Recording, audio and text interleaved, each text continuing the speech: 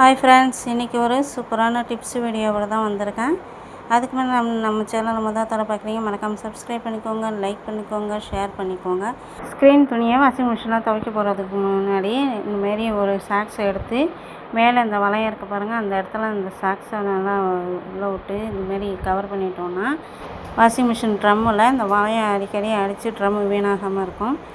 இந்த ஸ்க்ரீன் துணியில் ஒரு வளையலை இந்தமாரி இடையில நீங்கள் ஸ்க்ரீனுக்கு நடுவில் போட்டுட்டிங்கன்னா காற்றுல அங்கேயும் இங்கேயும் ஆடாமல் இருக்கும், பறக்காமல் இருக்கும்.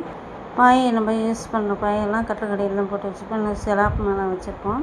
இந்தமாரி சுருட்டிட்டு நம்ம தலைக்கு போகிற ஹேர் பேண்டை அந்தமாரி போட்டுட்டோன்னா அழகாக இருக்கும். நம்ம அதை எடுத்து ஒரு ஓரமாக வச்சுட்டு யூஸ் பண்ணிக்கலாம். அடுத்தது பாருங்கள், தோடில் இருக்கிற பட்டனை தொலைஞ்சி போயிடுச்சுன்னா அதுக்கு ஒரு டிப்ஸ் சொல்லுவாங்க. இந்த எரேசரை சின்ன சின்ன பீஸாக கட் பண்ணி நம்ம கம்மலுக்கு போட்டுக்கலாம். இது மாதிரி கட் பண்ணி நம்ம ஹேண்ட்பேக்கில் வச்சுக்கிட்டோன்னா யூஸ்ஃபுல்லாக இருக்கும். அடுத்த டிப்ஸ் பார்க்கலாம். நம்ம சிறப்பு வாங்குகிற அந்த மூடி இருக்குது பாருங்கள், அந்த மூடியை வச்சு தான் வீடியோவை காட்ட போகிறோம். சிறப்பு மூடி மேலே இந்த மாதிரி க்ளூ கன்னை தடவிட்டு நம்ம எங்கே யூஸ் பண்ண போகிறோமோ அந்த இடத்துல ஒட்டிக்கலாம். ஒட்டிட்டு நம்ம யூஸ் பண்ணுற அந்த ஜுவல்ஸு மலையில் மாட்டி வச்சுக்கலாம், எல்லாமே இந்த மாதிரி செயின் கூட மாட்டி வச்சுக்கலாம்.